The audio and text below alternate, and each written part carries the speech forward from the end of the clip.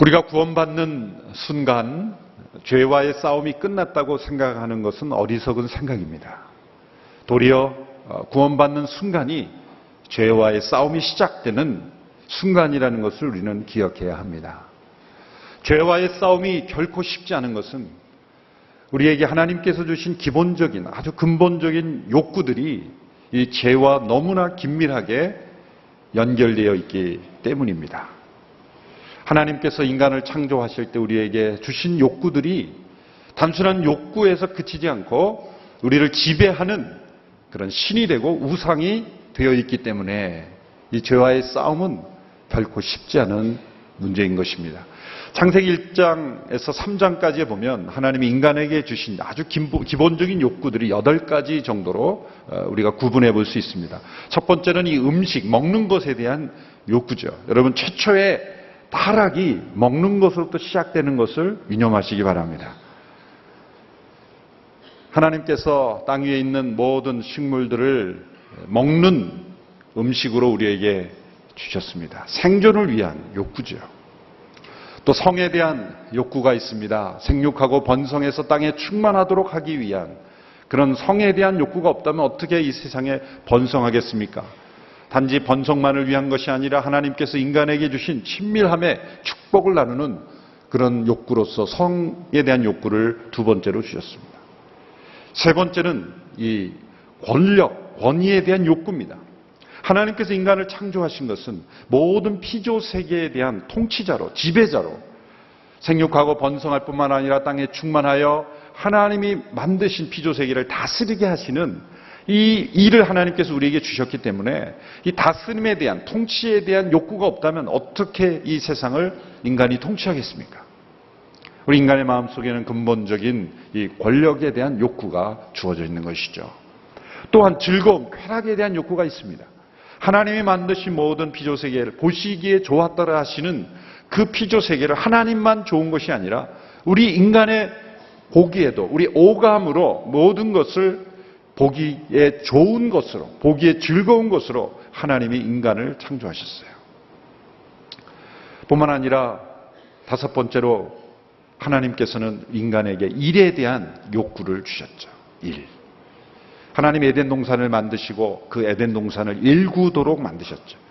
그 에덴 동산뿐만 아니라 그 밖에 있는 모든 땅도 에덴 동산처럼 경작하고 일구도록 하나님이 인간을 창조하신 거죠. 일에 대한 욕구가 없다면 어떻게 이 땅이 경작되고 또 하나님이 뜻하시는 바대로 발전할 수 있겠습니까? 뿐만 아니라 관계에 대한 욕구를 여섯 번째로 주셨어요. 관계에 대한 욕구. 하나님이 아담을 먼저 창조하시고 혼자 있는 것이 좋지 못하니 돕는 배필을 만들어 주심으로 우리는 누군가와 더불어 인격적인 친밀한 관계를 누리면서 소속감을 느끼고 인정을 받고 격려받고 함께 공동체를 이룰 수 있는 그러한 이 관계에 대한 욕구, 친밀한 관계에 대한 욕구를 하나님 인간에게 주셨습니다. 일곱 번째로 이 지혜에 대한 욕구를 주셨습니다. 창세기 3장 6절에 보면 하나님 사탄이 하와를 유혹할 때 그 사단의 말을 듣고 하와가 보니 먹음직스럽고 보암직스럽고 지혜롭게 할 만큼 탐스럽게 보였다. 하와가 그 사단의 꾀임을 받은 것은 단지 배가 고파서가 아닙니다. 배고픔에 대한 욕구는 어떻게 보면 거의 나타나지 않아요. 보기에 탐스럽고 감각적인 거죠. 그리고 마지막에 지혜롭게 할 만큼, 그러니까 저걸 먹으면 지혜로워질 수 있구나라는 어떤 지혜에 대한 욕구 때문도 있었다는 거죠. 단지 배가 고파서 먹어서 타락한 건 아니에요. 배고픔을 해결하기 위해서 먹은 것이 타락이 되었다면 하나님이 기본적으로 하나님이 주시는 욕구의 아주 기본적인 거죠. 지혜에 대한 욕구까지 있었다는 거예요. 마지막 여덟 번째가 가장 중요합니다. 이것은 하나님과의 교제에 대한 욕구. 놀라운 것은 아담과 하와가 타락한 이후에도 동산에 거니시는 하나님의 소리를 들었다. 하나님의 음성을 들었다는 거예요. 인간은 하나님의 음성을 듣고 하나님과 교제하고 하나님을 갈망하는 그런 욕구가 있는 존재입니다. 그런데 이 하나님과의 관계가 깨어진 이후에 나머지 7개의 욕구들, 가장 기본적인 욕구들이 제자리를 찾지 못하게 된 겁니다.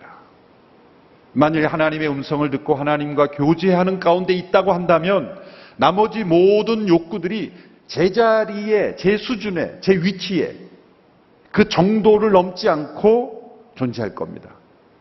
먹는 것에 대한 욕구는 그저 배고픔을 해결하고 많은 그런 정도의 욕구, 성에 대한 욕구, 일에 대한 욕구, 과도한 일에 대한 욕심이 아니라 하나님이 원하시는 만큼의, 하나님이 일하라고 한 만큼만 일하면 되잖아요.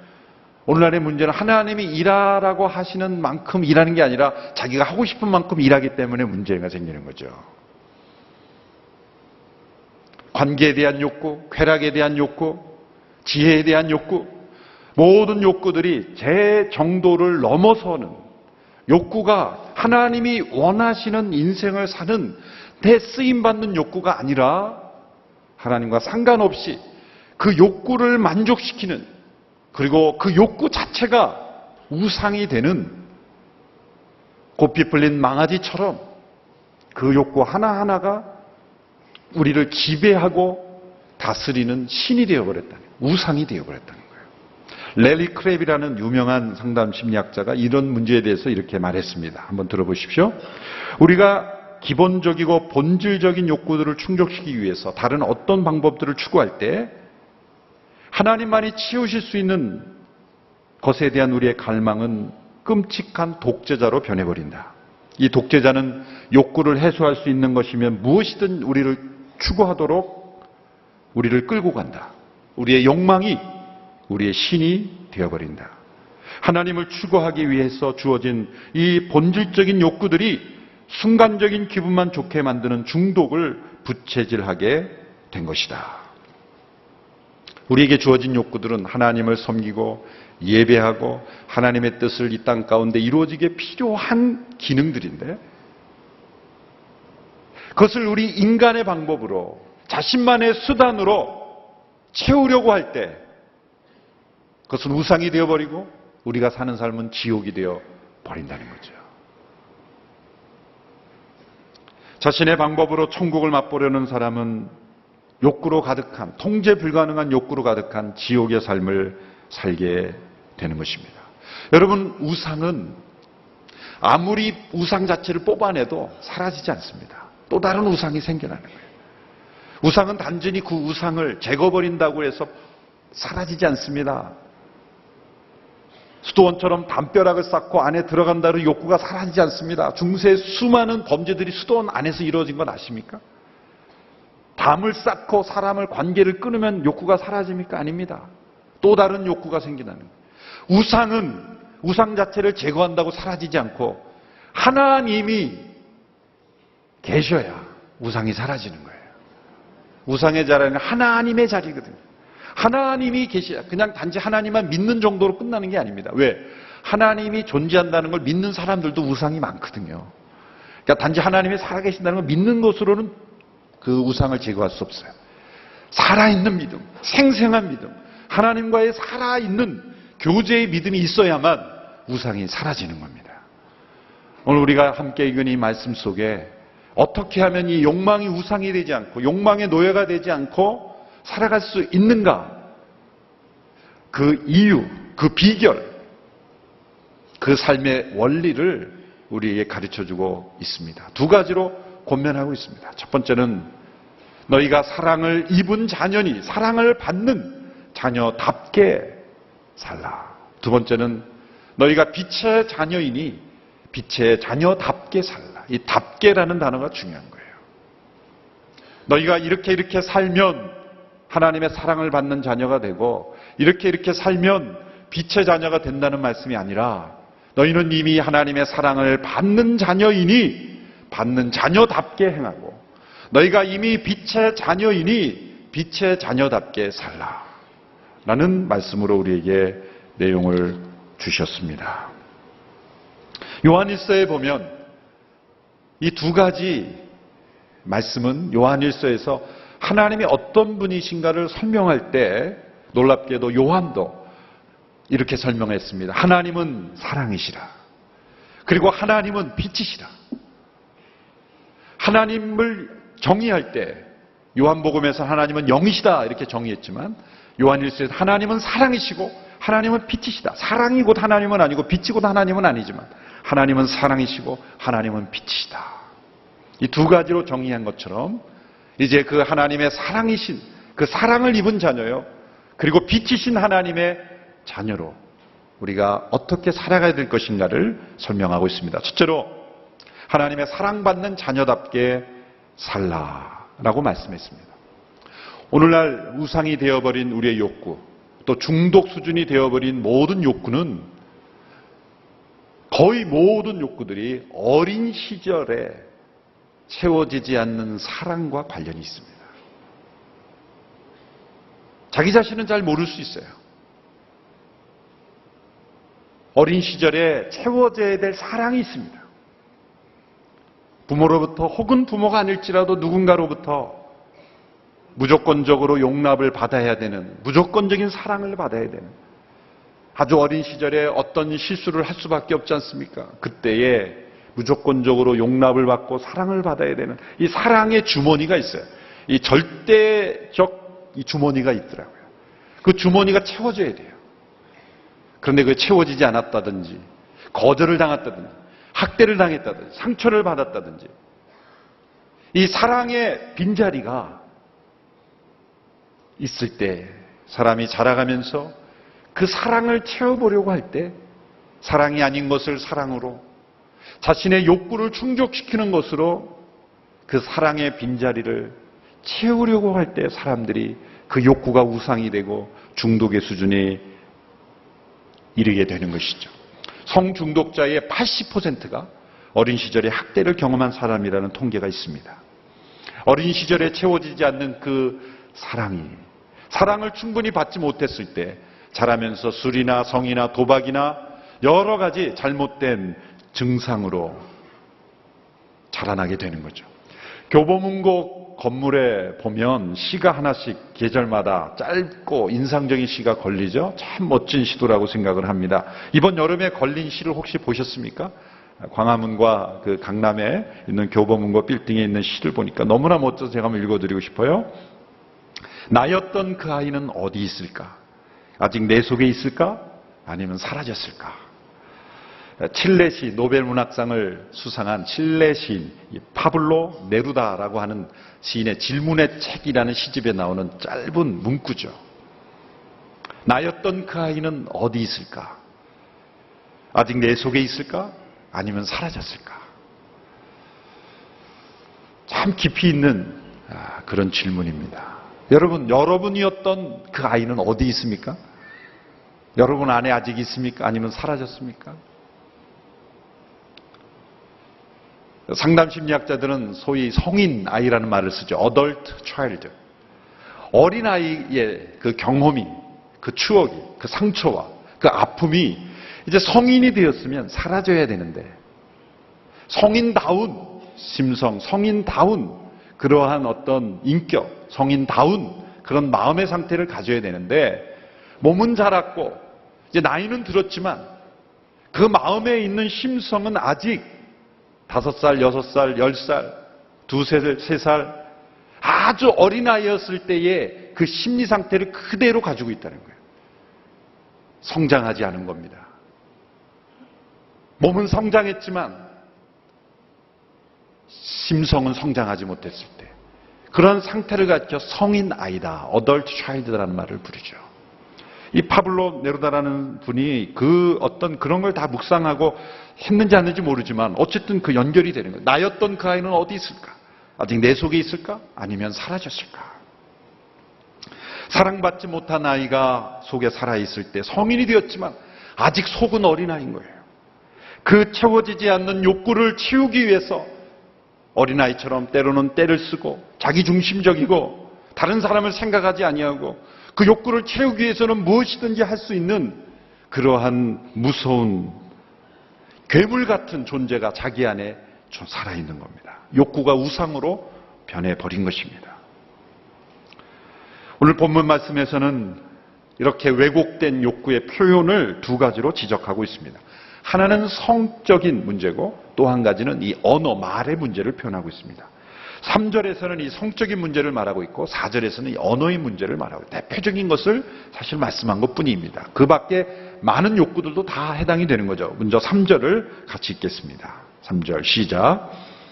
음행과 온갖 더러운 것과 탐욕의 말은 여러분의 입 밖에도 내지 마십시오. 그렇게 하는 것이 성도에게 합당합니다. 음행과 온갖 더러운 것과 탐욕, 이 세 가지가 모두 성적인 죄에 관련된 겁니다. 이게 탐욕의 말은 이래서 말의 문제로 번역이 됐지만 조금 아쉽습니다. 이것은 말의 문제가 아니라 성적인 문제에 관해서는 너희의 이름에도 거론되지 않도록 해라, 언급되지 않도록 해라 라고 말합니다. 왜 이 성적인 문제를 이 구절에서 언급하고 있습니까? 성이야말로 사랑받지 못한 욕구를 채우는 대체물로 가장 많이 이용되는 욕구이기 때문이죠. 제가 앞서 열거한 8가지 욕구 중에서 음식, 성, 일, 지혜, 관계, 어떤 쾌락, 또 어떤 권력, 지혜, 관계, 모든 욕구 중에서 가장 사랑의 대체물로 사람들이 찾고 구하는 것이 성이에요. 많은 남자들이 사랑의 대체물로 성을 탐하고 있고 많은 여성들이 사랑을 얻게 자신을 내어주고 있죠. 굶주린 사랑을 채우기 위해서 서로를 이용하는 겁니다. 많은 사람들이 성적인 만족을 취함으로 사랑을 얻으려고 하지만 성이 진정한 사랑행위일 때는 선물이지만 사랑의 대체물일 때는 그거는 빠져나올 수 없는 덫이 되어버리고 마는 거죠. 잘못된 친밀감을 얻으려고 하는 거죠. 그래서 이 성적인 만족을 추구하고 욕망의 노예가 된 것은 사실은 몸의 문제가 아니라 영적인 문제인 거예요. 하나님의 사랑으로만 채울 수 있는, 사랑으로만 채워져야 되는 것들을 자신의 욕구를 충족함으로 채워보려고 하니까 채워지지 않는 거죠. 프레드릭 뷰크너라는 분은 말하기를 이러한 욕구는 갈증으로 죽어가고 있는 사람이 마치 소금을 몹시 원하는 것과 같다. 절대 먹어서는 안 되는 소금을, 갈증이 날 때 소금을 더 먹고 있다는 거죠. 다른 욕구들도 사실 마찬가지입니다. 음식에 대한 욕구, 거식증이나 어떤 탐식, 사실 음식에 대한 먹고 싶은 욕구가 아닙니다. 먹고 싶어서 그렇게 막 먹는 게 아닙니다. 먹기 싫어서 그렇게 거절하는 게 아닙니다.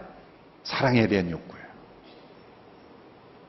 영적인 욕구입니다. 궁극적으로는 하나님에 대한 욕구가 채워지지 않을 때 나머지 모든 7가지 욕구들이 비정상적인 행동을 하게 되는 거예요. 놀라운 것은 하나님에 대한 욕구가 채워지면, 참된 예배자가 되면, 하나님과의 관계가 회복이 되면 음식에 대한 욕구가 조절이 됩니다. 성에 대한 욕구가 조절이 됩니다. 권력에 대한 욕구가 조절이 됩니다. 지혜에 대한 욕구, 관계에 대한 욕구, 모든 욕구들이 이상하게도 제정상으로 돌아가는 거예요. 제자리를 찾게 되는 거예요. 하나님을 갈망하면, 하나님을 예배하면, 하나님과의 관계가 깊어지면 깊어질수록 나머지 욕구들이 다 제자리를 찾게 되는 것, 그것은 바로 인간에게 주신 가장 중요한 갈망이 하나님에 대한 갈망이라는 증거죠. 어거스틴 할부는 이렇게 말했습니다. 인간의 가장 깊은 갈망은 하나님을 알고 하나님과 교제하는 것인데 이 욕구를 채우지 않고 다른 욕구들만 채우려고 할 때 우리는 자기 자신에게 함몰되는, 자기 자신에게 집착하는 삶을 살게 된다는 거예요. 결국 자기 영혼을 갉아먹게 만드는 거예요. 몸으로 일어나는 많은 욕구들을 채우려고 할 때 결국 자신의 영혼을 갉아먹는 그러한 삶을 살게 된다는 거죠. 4절에 보면 이 말과 관련된 또 죄를 언급했죠. 4절을 함께 읽어보겠습니다. 시작. 더러운 말과 어리석은 말과 희롱의 말은 어울리지 않습니다. 오히려 감사의 말을 하십시오. 더러운 말, 어리석은 말, 희롱의 말은 모두 삐뚤어진 마음, 삐뚤어진 욕구의 표현인 것입니다. 사랑으로 만족되지 못한 마음들이 이 거절감과 상처로 얼룩져서 그 분노와 상처를 말로 표현하는 거예요. 다른 사람들에 대한 조롱, 비난, 더러운, 어리석은 희롱으로 다른 사람을 희롱하기 좋아하고 다른 사람을 비꼬기 좋아하고 다른 사람을 폄하하기 좋아하는 사람은 그 마음에 굶주린 사랑이 있는 거예요. 사랑이 채워진 사람은 그렇게 다른 사람 쉽게 무시하거나 또 다른 사람 희롱하지 않습니다. 그렇게 더러운 말을 쏟아내는 사람 보면 자기 자신에 대한 어떤 자아상도 망가져 있어요. 나는 가치 없는 사람이야. 나는 쓸모없는 인간이야. 나는 사랑받을 자격이 없어. 나는 망가진 인생이야. 그런 자기 자신에 대한 그런 자아상이 깨어져 버려 있기 때문에 다른 사람에 대해서 말을 함부로 하는 거예요. 이게 관계에 대한 욕구의 잘못된 표현인 거예요. 관계가 건강한 욕구가 됐을 때는 다른 사람을 존중하는 거예요. 그런데 관계 욕구가 채워지지 않을 때는 말을 함부로 함으로써, 사실은 말을 함부로 할 때는 나는 사랑을 필요로 해, 그런 거예요. 주변에 말을 함부로 하거나 이렇게 다른 사람을 쉽게 조롱하면 그렇게 이해를 하세요. 그 언어를 어떻게 이해하냐면, 나는 사랑이 필요한 사람입니다. 그렇게 이해하시면 되는 거예요. 이 사람이 사랑이 필요한 사람이구나. 나 사랑해 주세요라고 그렇게 이해하면 되는 거예요. 근데 그거를 액면 그대로 받아들이면 막 힘든 거죠. 절대 힘들어하지 마시고, 그러한 사람은 나는 지금 관계가 필요한 사람입니다. 사랑에 굶주려 있습니다. 그렇게 받아들이면 정확한 해석이 되는 거죠. 다 채워지지 않는 사랑의 욕구가 여러 모습으로 음식을 막 너무 탐하거나 막 과식을 할 그런 사람, 지금 사랑에 굶주려 있다. 그걸 음식으로 채우려는 거예요. 권력자가 되고 독재가 되는 건 사랑이 부족해서 그 권력을 채우려고 하는 거예요. 권력으로 그 사랑을 채우려는 거예요. 다른 사람으로 그걸 채우려고 관계의 중독이 일어나는 거예요. 우리의 욕구들이 다 우리를 망가뜨리는 것이 되어버린 것은 참된 사랑이 부족하기 때문이죠. 그러나 이렇게 욕망이 우상이 되어버렸을 때는 심각한 경고가 주어집니다. 5절 6절의 말씀, 이 경고의 말씀을 함께 읽겠습니다. 시작. 여러분은 이 점을 확실히 알아두십시오. 음행하는 사람이나 더러운 일을 행하는 사람이나 탐욕을 가진 사람은 우상 숭배를 하는 사람으로 모두 그리스도와 하나님의 나라에서 유업을 받을 수 없습니다. 아무도 허황된 말로 여러분을 현혹하지 못하게 하십시오. 이런 것들로 인해 불순종하는 사람들에게 하나님의 진노가 임합니다. 그러므로 여러분은 그들의 행위에 동참하는 사람들이 되지 마십시오. 하나님 나라의 유업을 얻을 수 없고 하나님의 진노가 임하게 됩니다. 어떻게 이런 상황에서 벗어날 수 있을까요? 더러워진 성, 말에 대한 탐욕으로 또 어떻게 벗어날 수 있을까요?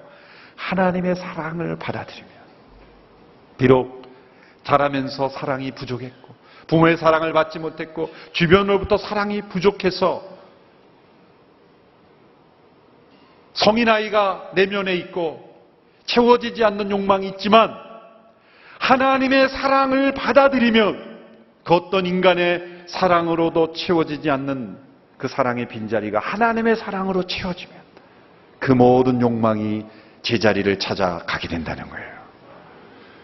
2절에 보면 그리스도께서 우리를 어떻게 사랑하셨는지를 보여주죠. 너희를 위해서 희생제물이 되시고 향기로운 제물이 되셨다. 그리스도에서 십자가에서 우리를 자신을 내어주기까지 사랑하시는 그 사랑을 체험하면 그리스도 안에서 준 하나님의 사랑이 우리의 마음속에 부어진 바가 되면 채워지지 않는 그 사랑의 굶주린 욕구가 채워지게 되는 거예요. 채워질 뿐만 아니라 넘치게 되는 거예요. 하나님의 사랑이 부어지면 사람의 사랑이 그립지 않게 됩니다. 우리의 욕구로 채워지지 않게 됩니다. 채우려고 하는 시도를 다 포기하게 됩니다. 누가 날 알아주지 않아도 섭섭하지 않습니다. 음식을 많이 먹지 않아도 배고프지 않습니다. 이 하나님의 사랑을 입은 자녀는 건강하게 욕구를 다스릴 수 있게 되는 것입니다. 이게 비결이에요. 우리에게는 그 사랑이 주어져 있어요. 사람의 사랑, 욕구를 채우려고 하지 말고 하나님의 사랑을 다시 확인하십시오. 하나님의 사랑을 받아들이십시오. 하나님의 사랑을 입은 자녀는 모든 욕구를 다스릴 수 있게 되는 거예요. 자라면 어릴 때부터 사랑을 많이 받고 자란 사람은 자신감이 있어요.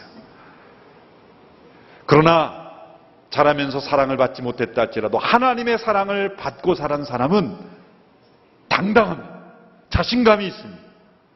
모든 욕구를 컨트롤할 수가 있어요. 사랑이 바로 가장 큰 능력입니다. 우리 모두는 하나님의 사랑을 입은 자녀입니다. 예수 그리스도 안에 있을 때 우리는 하나님의 그 무한하신 사랑을 받는 거예요. 그럴 때 모든 욕구는 제자리로 돌아가게 되는 것입니다. 둘째로 이제는 우리는 주 안에서 빛이니 빛의 자녀들답게 살라고 말씀합니다. 8절 9절의 말씀을 함께 읽겠습니다. 시작. 전에는 어둠이었지만 이제는 주 안에서 빛입니다. 빛의 자녀들답게 사십시오. 빛의 열매는 모든 선함과 의로움과 진실함에 있습니다. 그리스도 안에 있는 성도들 가리켜 주 안에서 빛이요, 빛의 자녀들이라고 말합니다. 이 빛의 자녀들이라는 표현은 히브리어의 관용어구죠. 어떤 그런 특성을 가장 잘 나타내는 사람을 가리킬 때 무엇의 자녀들이다 그래요. 아름다움을 가장 잘 나타내는 사람은 미의 딸이다, 미의 아들이다 그렇게 표현하는 거예요. 명사와 명사를 통해 설명하는 거예요. 빛의 자녀들이라 때 빛이 났다는 게 아니라 빛의 속성을 가장 잘 나타내는 사람들이다. 왜? 하나님이 빛이시기 때문에. 빛은 적극적입니다. 빛은 존재 자체로서 영향력을 발휘합니다. 어둠 속에 아주 작은 빛이랄지라도 그것이 존재가 드러나는 것처럼 숨길 수 없는 거예요. 예수님이 산상수훈에 말씀하셨죠. 산 위에 있는 동네가 숨기지 못할 것이요. 빛은 숨기지 못하는 것입니다. 나타나지는 겁니다. 존재 자체가 나타나지는 거예요. 자신을 광고하고 자신을 어떻게 알리려고 하지 않아도 어둠 속에 있은 빛은 증거하는 거예요. 존재 자체가 영향력을 미치는 존재. 우리가 하나님의 사랑을 입은 자녀는 빛이 되는 거예요. 하나님이 빛이시기 때문에요. 그러므로 이 어두운 세상 속에 있을 때 이 빛이 어둠에 비치면 어둠이 떠나가는 거예요. 그러나 과거에는 우리는 어떤 사람이죠? 어둠이었어요. 어두운 저였어요. 어두운 사람들은 사단의 공격을 쉽게 받습니다. 여러분, 사단이 능력이 많은 것 같지만 이 사단의 능력은 자기 자신의 능력이 아니라 어두움을 이용하는 능력이에요. 그러니까 수많은 사람들이 어둠에 있기 때문에 이용할 사람들이 많아서 능력이 많은 것처럼 보이지, 만일 모든 사람들의 빛의 자녀가 되면 어둠이 사라지면 사단은 능력이 없어요.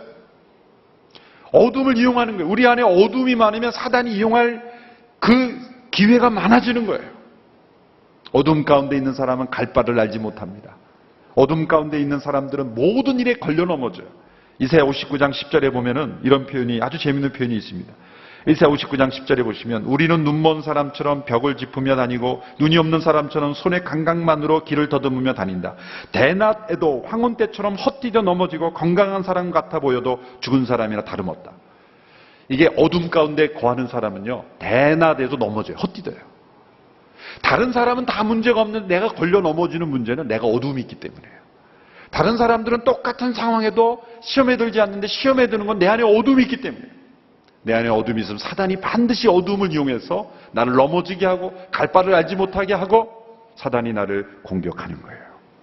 그러므로 우리는 빛의 자녀로 우리 안에 있는 어둠을 다 내몰아야 합니다. 어둠은 은밀함을 좋아해요. 어둠은 이 탐욕을 우리를 지배하도록 만드는 거죠. 여러분, 하나님의 빛이 우리의 어두운 마음에 임했을 때 우리 안에 놀라운 일이 일어납니다.